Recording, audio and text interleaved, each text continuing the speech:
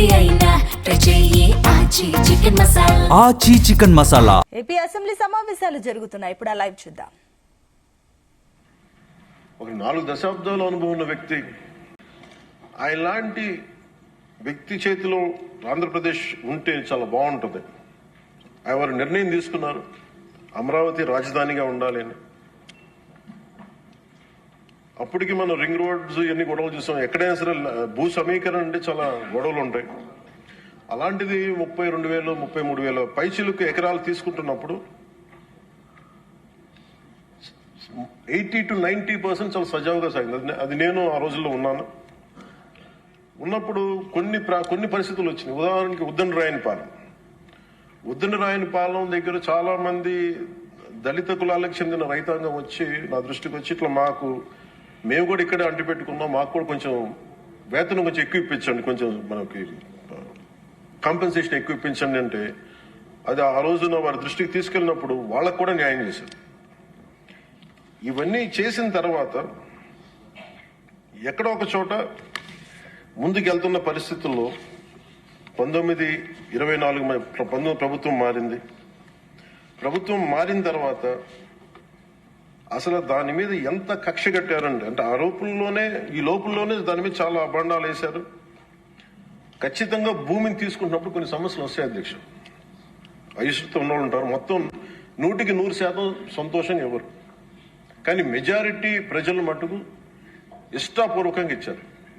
అందరూ నాలాగే నేను ఎలా అయితే వచ్చానో మన రాజకీయాల్లోకి మన ఉనికిని కోల్పోయాం, ఆంధ్రప్రదేశ్కి ఉనికి లేదు, రాజధాని లేదనేది నేను అమరావతి జిల్లా సంబంధించిన రైతాంగం అందరితో మాట్లాడితే చాలా ఎక్కువ శాతం మంది మా ఇష్టం తెస్తున్నాం. ఇక్కడ మేము నేల పోగొట్టుకున్నాం, హైదరాబాద్ పోగొట్టుకున్నాం, మేము ఇస్తాం అని చెప్పి చాలా మంది సంతోషంగా ఇచ్చారు.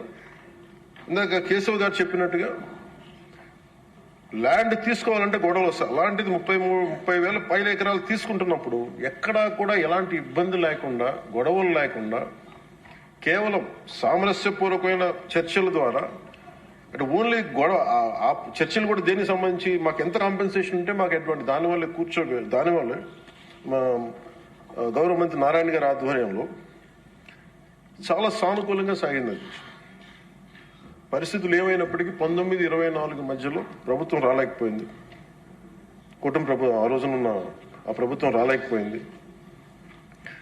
వచ్చినప్పటి నుంచి అసలు ఎలాంటి గొడవలు జరిగినాయి అంటానికి చాలా మీకు ఎంత బాధ కలిగించే అంశాలంటే, ఇంట్లో నుంచి బయటికి రాని ఆడవారు అసలు బయటికి రావాలంటే ఆలోచించేవాళ్ళు.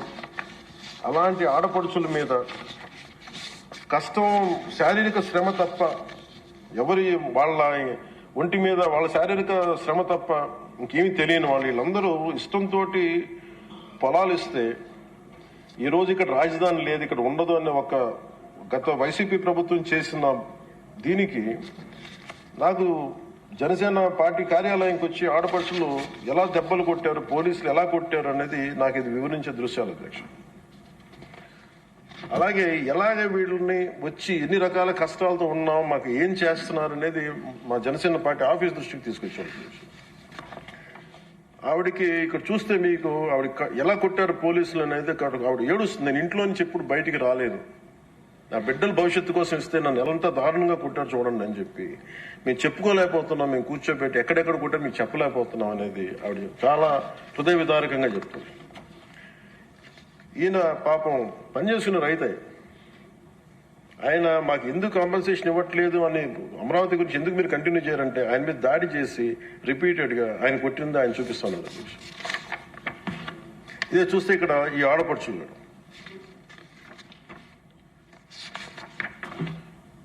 నేను వీళ్ళకి మద్దతుగా వెళ్తే అధ్యక్ష మొత్తం ముళ్ళ కంచెలేసి కూర్చోబెట్టారు పోలీసులతో.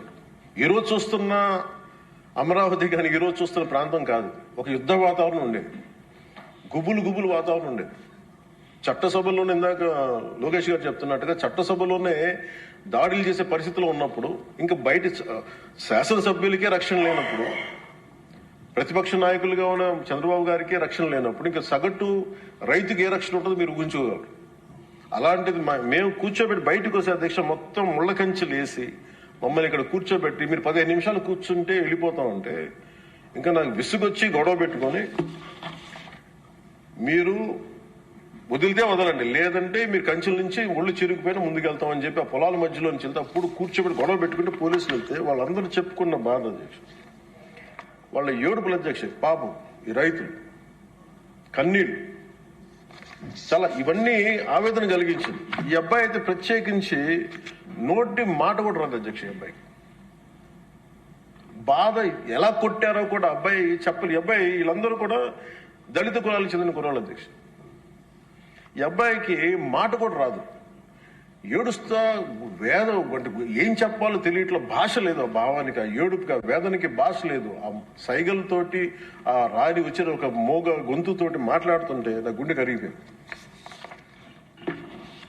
రైతాంగం అందరూ వచ్చి మమ్మల్ని రిపీట్గా మాకు హెల్ప్ చేయండి, మీరు నిలబడాలంటే ఇవన్నీ కూడా నేను అప్పుడు మేము అలయన్స్ లో ఉన్న భారతీయ జనతా పార్టీ కేంద్ర నాయకత్వం దృష్టికి తీసుకెళ్లి ఆ రోజున జనసేన పార్టీ నుంచి చాలా బలంగా నిర్ణయం తీసుకున్నాం. ఆంధ్రప్రదేశ్కి ఉండేది ఒకే ఒక రాజధాని, అది అమరావతి అవుతుంది. అది మేము చాలా క్లియర్ కట్ గా మేము చాలా బలంగా తీసుకున్నాం అధ్యక్ష. ఇది తీసుకున్న తర్వాత మాకు అక్కడి నుంచి 3 రాజధానులు అంటే సమస్యని పరిష్కరించకపోగా జటిలం చేశారు వీళ్ళందరూ. మేము అలయన్స్ ప్రత్యేకించి మేము పెట్టుకుంది ఆంధ్రప్రదేశ్కి ఒక్కటే ఏక రాజధాని ఉంటుంది, దాన్ని ముందుకు తీసుకెళ్తాం. అదే కమిట్మెంట్తో వచ్చాం అధ్యక్ష. ప్రజలు దాన్ని అర్థం చేసుకున్నారు. మనస్ఫూర్తిగా దీనికి 164 సభ్యులతోటి ఎన్డీఏ కూటమిని గెలిపించారు. ఈ రోజున మేము ఆ మాట నిలబెట్టుకునే భాగంలో ఒక అడుగు బలమైన అడుగు పాదముద్ర పడింది అధ్యక్ష. ఇది చట్టసభల్లో ఇచ్చే మాట జస్ట్ ఒక సింపుల్ ప్రామిస్ కాదు, ఏదో ఇస్తున్నాం చేస్తాం అలా కాదు. చట్టసభలో ఇచ్చే మాట ఇట్స్ కమిట్మెంట్, అంటే వాగ్దానం అధ్యక్ష. ఏదో ఇచ్చాం కదా మాట అలా కదా, ఇది వాగ్దానం అనే పదమే వాడతాం.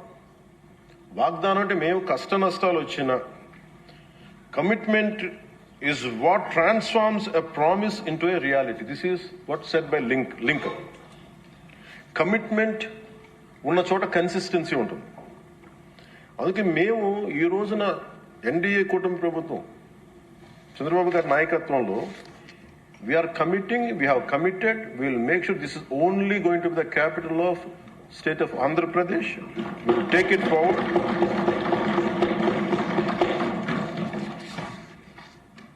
ఎందుకంటే మా ఇంటెంట్ చాలా చాలా క్లియర్గా ఉంది. It's not a simple intent, it's a commitment అధ్యక్ష. ఇదే మేము మాటగా, ఇది మన చట్టసభలో ఇచ్చే మాట. ఒకసారి ఇది కూడా మీకు పటేల్ గారి మాటలు గుర్తు చేస్తాను. 600 పైచిలకు మన చిన్న చిన్న రాజ్యాలన్నీ కలిసి ప్రిన్సిపల్ స్టేట్స్ అన్ని కలిపి ఇండియన్ యూనియన్ గా పెట్టినప్పుడు ప్రైవేట్ పెడతాం, మీకు అందరికి ఇస్తాం అనేది, రాజభరణం ఇస్తామని చెప్పిన తర్వాత ఆయన అయిపోయిన 2 రోజులకి చెప్పి అప్పుడు రాజభరణం ఎందుకు వాళ్ళని మాట్లాడుతుంటే మన చట్టసభలో ఇచ్చిన మాట మనం ముందుకు తీసుకెళ్ళకపోతే ఈ చట్టసభల మీద విశ్వాసం ఉండదు. అది రాజభరణం తీసేసిన తర్వాత కూడా దాని ముందే ఆయన చెప్పారు, రాజభరణం తీసేసే మైండ్ సెట్ లో ఉన్నాడు, ఆయనకి అర్థమైంది అనుకుంటే ఆ కాంటెక్స్ట్ లో చెప్పారు అధ్యక్ష. అలాగా మేము this should be a commitment. ఇందాక లోకేష్ గారు చెప్తా ప్రతి ఒక్కరికి ఇదే భయం ఉంది, మళ్ళీ రేపు పొద్దున వీళ్ళు వస్తే ఏం చేస్తారని. ఏమి చేయలేరు, రారు, ఏమి చేయలేరు. దానికి ప్రతి పెట్టుబడి పెట్టేవాడు, భూమి ఇచ్చిన ప్రతి రైతు, సెంటు భూమి ఇచ్చిన రైతు దగ్గర నుంచి 1,00,000 కోట్లు పెట్టిన మన లక్ష్మీ గారి దాకా ప్రతి ఒక్కరు ఏమడుతుంది, they need stabilities. We have to commit our selves. We will give stability for the 5 crore people of Andhra Pradesh. Through that we stabilise our country Bharat. ఇది కనుక మనం నిలబడకపోతే మనందరికీ భిన్నమైన అంశాల్లో కొంత తేడాలు ఉండొచ్చేమో, అభిప్రాయ భేదాలు ఉండొచ్చేమో, పాలసీ ఎలా కాకుండా ఎలా చేయొచ్చేమో అభిప్రాయ భేదాలు వస్తాయేమో, రావచ్చేమో నాకు తెలియదు. ఇప్పుడు దాకా రాలే, సంతోషం. రాకూడదని నేను కోరుకుంటున్నాను ఖచ్చితంగా. కానీ ఏది ఏమైనప్పటికీ భవిష్యత్తులో మటుకు మనందరం ఒకటే మాట మీద అమరావతి రైతాంగానికి కట్టుబడి ఉండాలి, నిలబడాలి. This is my commitment. This is what our commitment from Janasena party to our trusted honourable CM గారు శ్రీ నారా చంద్రబాబు నాయుడు గారికి మనస్ఫూర్తి ఇస్ అవర్ కమిట్మెంట్. మేము ఎక్కడికి దీన్ని మాట మార్చం, దీన్ని ముందుకు తీసుకెళ్తాం. దీనికి ఎంత డబ్బులు పెట్టాం, ఎంత డబ్బులు కూడా విసిగిపోయాం. 1953 నుంచి ఈ రోజు దాకా ఒకళ్ళేమో అటు బొమ్మ ఉన్నారు, ఇంకొకళ్ళు ఇటు బొమ్మ లేదు, మళ్ళీ ఇటు బొమ్మ అన్నారు. ఎవరి త్యాగాల మీద అయితే అందరికీ భాషా ప్రయుక్త రాష్ట్రాలు వచ్చినాయో, భాషా ప్రయుక్తతో నాందికి పలికిన ఆంధ్రప్రదేశ్కి ఈరోజు ఇంకా మనం కొట్టుమిట్లాడుతూ ఉన్నాం. ఇంకా సెంట్రల్ దగ్గరికి వెళ్ళి దేహాన్ని అడగాల్సి వస్తుంది. మాకు ఇవి ఇవ్వండి, మాకు ఆఫీసులు ఇవ్వండి, లేదా ఇందాక మీరు చెప్పిన ఆ షెడ్యూల్స్ రావాల్సిన ఆఫీసులు కానీ ఇంకా రావాల్సిన ఏమి రాలేదు. ఇంకా అడగాలంటే మన గొంతు చాలా బలంగా ఉంది. సబ్ రీజనలిజం అనే యాటిట్యూడ్ తీసేయాలి మన దగ్గర. మీరు ఉత్తరాంధ్ర, మీరు రాయలసీమ, ఏంటి రాయలసీమ, ఏంటి ఉత్తరాంధ్ర, ఏంటి గోదావరి జిల్లాలో అన్ని కలిపి ఆంధ్ర కాదా? అందరూ మాట్లాడి తెలుగు వాళ్ళం కాదా? అసలు తెలుగు జాతి ఐక్యతగా మనం మాట్లాడుకున్న మైండ్ సెట్ నుంచి నిజంగా బాధ ఏంటంటే మన ఆంధ్ర కన్ఫైన్ అవ్వాల్సి వచ్చింది. ఫైన్, భావంలో తెలుగు జాతి ఉంది కానీ గుండెల్లో ఓకే, మన reality is Andhra. Okay, let us accept Andhra. మళ్ళీ దీంట్లో కూడా ఇందాక మీరు చెప్తున్నారు, లోకేష్ గారు చెప్తామంటే మీ ఉత్తరాంధ్రకి అవసరం లేదా అంటే, ఇంకా మనలో కూడా మనకి సబ్ రీజన్స్ పెట్టుకుంటే ఈ రాష్ట్రానికి ఎవరు రక్షించలేడు. మన ఇంతమంది ఉండి మీరందరూ చదువుకున్న వాళ్ళు, అద్భుతమైన ఏమంటారు అనుభవం ఉన్నవాళ్ళు, మీరు కూర్చోబెట్టి దీన్ని బలంగా ప్రజల దగ్గర తీసుకెళ్లిపోయి ఇదంతా మంది ఒకటే నేల, ఒకటే రాష్ట్రం, ఒకటే భాష, ఒకటే జాతిని మనం బలంగా బల్లగుద్ది చెప్పకపోతే గెలుపు ఎక్కడ ఉంటుందంటే మన బలహీనత వాళ్ళ గెలుపు. అది గుర్తుపెట్టు, మన బలహీనత, మన అనైక్యత. వాళ్ళని చూసి మనం ఏం ఆలోచించగలరు, రేపు పొద్దున వీళ్ళు వచ్చేస్తారంటే ఎప్పుడు వస్తారంటే నేను చెప్తున్నాను, మనలోని అనైక్యత, మనలోని అవగాహన లోపం ఉంటే వాళ్ళకి ఆ బలం ఉంటుంది. అసలు ఆ పరిస్థితి మనలో రానప్పుడు అలాంటి పరిస్థితులు ఎప్పటికీ ఉత్పన్నం కావు. స్టెబిలిటీ ఫర్ దిస్, ఒక జనరేషన్ స్టెబిలిటీ ఇవ్వాలి మన Andhra Pradesh. I'm committing for that. ఒక generation stability 25 to 32 years stability ఆంధ్రప్రదేశ్కి ఇవ్వాల్సిన అవసరం ఉంది. ఇది ఈ రోజున ఇక్కడ ఉన్న వాళ్ళు ఎవరు కూడా అధ్యక్ష, ఎవరికి డబ్బులు అవసరం లేదు, ఎవరి పనులు వాళ్ళకు ఉన్నాయి, ఎవరి జీవితాలు వాళ్ళకు ఉన్నాయి, ఎవరు వ్యాపారాలు వాళ్ళకు ఉన్నాయి. నా ఫిల్మ్ యాక్టింగ్ కెరీర్ ఉంది, నాకు ఇవన్నీ నాకు దీంట్లో నాకు లబ్ధి పొందేది నాకేం అవసరం లేదు. కానీ నా భవిష్యత్తు ఒక్కసారి స్టెబిలైజ్ అయిన తర్వాత మేము తెలంగాణ నుంచి తిరిగి ఇది మీకు సంబంధం లేదని అనుకున్నప్పుడు ఈ బాధ ఇంకెవరికి రాకూడదని అనుకున్నాం అధ్యక్ష.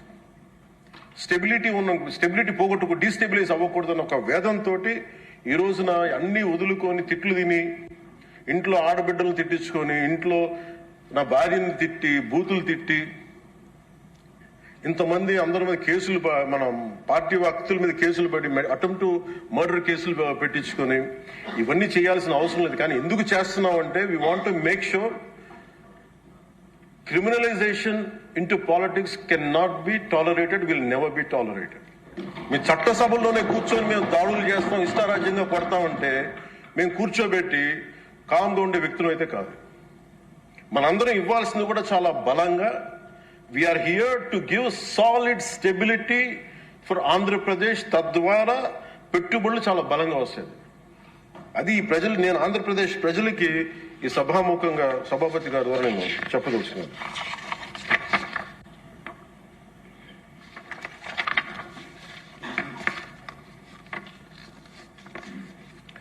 చంద్రబాబు నాయుడు గారి దగ్గర నేను ఒకటే చూశాను అధ్యక్ష. నేను ఎక్కడ చెన్నై నుంచి వచ్చాను, నేను హైదరాబాద్కి ఎర్లీ 90s వచ్చాను. 90s వచ్చినప్పుడు నాకు పుస్తకాలు చదివేటప్పుడు నాకు లీ క్వాన్ యూ గురించి తెలుసు. Founder president city state of Singapore. మేము చూస్తుండగా హైదరాబాద్ రూపురేఖలు మారిపోవడం నేను ప్రత్యక్షంగా చూశాను. మేము తిరిగిన మాదాపూర్ కొండల్లో కానీ, లేదంటే ట్రెక్కింగ్కి వెళ్ళిన కొండల్లో కానీ అసలు ఏమి రాదు, ఏం జరగదని, ఈ కొండల రూపురేఖలు మారిపోతాయా అనేది చాలా ఆశ్చర్యంగా అనిపిస్తే, మేము చూస్తుండగా రోడ్లు వెడల్పోయినాయి. అసలు ఇంత రోడ్లు జనం లేరు కదా, ఇంత రోడ్లు దేనికి అనుకునేవాళ్ళం. అంటే 4 కార్లే కదా, 10 కార్లు వెళ్తాయి. బట్ ఆయన అందరినీ అప్పుడు పేపర్ బాగా చదువుతుంటే మాకు అర్థమైంది. ఆయన అందరూ అంటూ ఉండేవాళ్ళు మాటలు, ఈ ఏంటి వరల్డ్ బ్యాంక్ తో కుమ్మక్కైపు చేశారంటే అది ఈజీగా ఉంటుంది ఆ మాట అనేయటం, కానీ దాని విలువ ఈ జనరేషన్ అనుభవిస్తుంది. ఒక పొలిటికల్ లీడర్ నెక్స్ట్ ఎలక్షన్స్ గురించి ఆలోచిస్తాడు. ఒక విజనరీ ఉన్న నాయకుడు వచ్చే తరం కోసం ఆలోచిస్తాడు. ఖచ్చితంగా అది ఆ దార్శనికత ఉన్న చంద్రబాబు గారు చేసింది. మొన్నగా ప్రతిసారి హైదరాబాద్ టువర్డ్స్ ఎయిర్పోర్ట్ వస్తూ ఉంటే, ఎప్పుడు మాకు ఆ ఫ్లైఓవర్ మధ్య వెళ్తా ఉంటే నిజంగా ఇందాక చెప్తున్నప్పుడు సికింద్రాబాద్ వచ్చింది, హైదరాబాద్ వచ్చింది. Cantonment is more of Secunderabad, Hyderabad is old Nizam, but Cyberabad it's one man's creation. అది మనం యాక్సెప్ట్ చేస్తే అది మనకి చాలా మందికి అది నచ్చచ్చు నచ్చకపోవచ్చు, కానీ ఒక రియాలిటీని యాక్సెప్ట్ చేస్తారు. ఎందుకంటే అది కూర్చోబెట్టి ఆయన కూర్చొని డిజైన్ చేశారు, ఒక కాన్సెప్ట్ చేసి దాన్ని ఇంతమందితో ఇబ్బంది పడి అందరి చేత మాటలు అనిపించుకొని ఒకసారి రోల్ చేసిన తర్వాత దాన్ని ముందుకు తీసుకెళ్లిన తర్వాత అది దాన్ని ముందుకు తీసుకెళ్ళడం ఎవరికి ఫస్ట్ ఎవరు పెట్టగలరు? అన్ని కష్టాలను అధిగమించి అందరి చేత మాటలు అనిపించుకొని ఎవరు పెట్టగలరు? That credit goes to Honorable CM Sri Chandrababu. We wholeheartedly acknowledge your efforts, sir. We wholeheartedly acknowledge your vision. My commitment to you is that we will stand by. మీరు అక్కడ హైదరాబాద్కి ఎంత కమిటెడ్గా చేశారో ఈ రోజున పెట్టుబడులు వస్తుంటే మన అమిత్ షా గారితో గౌరవ హోంమంత్రి అమిత్ షా గారితో మాట్లాడుతున్నాం మన మధ్య ఢిల్లీ వెళ్ళినప్పుడు. ఆంధ్రప్రదేశ్ చాలా చాలా రాష్ట్రం దేశంలోని అన్ని రాష్ట్రాల కంటే కూడా ఎక్కువ పెట్టుబడులు ఆకర్షిస్తుంది. దీని ఫలితాలు మీరు ఇంకొద్ది ఇప్పుడు కనిపించకపోయినా కానీ భవిష్యత్తులో మీకు చాలా అద్భుతమైన స్టేట్ కింద వస్తుంది అని చెప్పి మన అందరికీ మనస్ఫూర్తి వారి అభినందనలు తెలుసు. అలాగే ఈ రోజున కూటమి ప్రభుత్వం అధికారంలోకి వచ్చిన వెంటనే అమరావతి రైతులకు ఇచ్చిన మాట నిలబెట్టుకుంటూ రాజధాని నిర్మాణ ప్రక్రియను పునఃప్రారంభించాం. 25 మే 2వ తేదీన గౌరవ ముఖ్యమంత్రి శ్రీ చంద్రబాబు నాయుడు గారి నాయకత్వంలో గౌరవ ప్రధాని శ్రీ నరేంద్ర మోదీ గారి చేతుల మీదుగా పునర్నిర్మాణం పనులు ప్రారంభించాం. మౌలిక సదుపాయాల అభివృద్ధిని వేగవంతం చేశాం. వరల్డ్ బ్యాంక్ ఏడీబీ నుంచి 15,000 కోట్లు, హడ్కో నుంచి 11,000 కోట్లు, నాబార్డ్ నుంచి 7,387 కోట్లు సమీకరించి పనులు చేపట్టాం. రాజధానికి పెట్టుబడులు రాక మొదలైంది. ఒకేసారి 15 జాతీయ బ్యాంకులు తమ కార్యాలయాల ఏర్పాటుకి శ్రీకారం చుట్టాయి. మరో 28,000 కోట్లు పెట్టుబడులు వచ్చాయి. అమరావతి ఒక సాధారణ రాజధాని కాదు, ఇది ఒక ప్రజా రాజధాని, ప్రపంచ శక్తిగా రూపుదిద్దుకున్న రాజధాని. అమరావతి ఆంధ్రప్రదేశ్ రాష్ట్ర శాశ్వత రాజధాని. ఈ మేరకు అసెంబ్లీ సాక్షిగా ప్రభుత్వం శ్రీ నారా చంద్రబాబు నాయుడు గారు ప్రవేశపెట్టిన తీర్మానానికి జనసేన పార్టీ తరఫున మనస వాచ కర్మణ సంపూర్ణ మద్దతు తెలియజేస్తున్నాం. జై హింద్.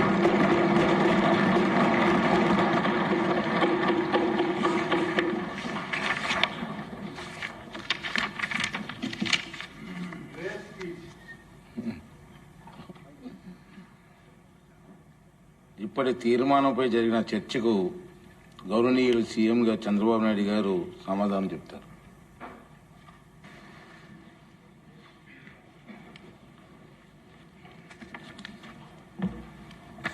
అధ్యక్ష,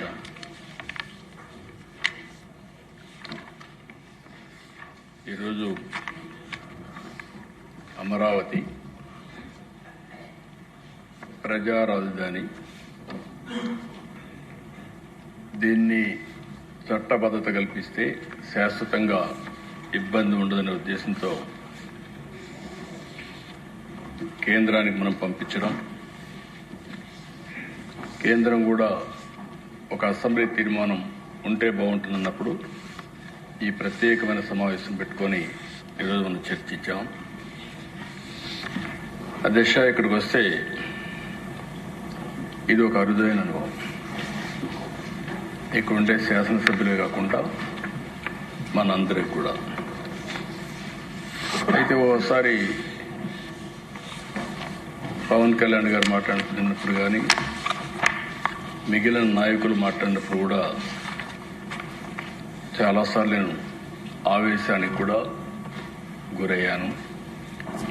భావోద్వేగం కూడా కలిగే పరిస్థితి వచ్చింది. దానికి కారణం మనం చూస్తే తెలుగు జాతిని ఒకసారి అధ్యయనం చేసుకున్నప్పుడు ఈ జాతి వైభవం ఒకసారి చూస్తే దిశ క్రీస్తు పూర్వం 2020 అప్పట్లోనే శాతవాహనులు జైత్రయాత్ర చేశారు.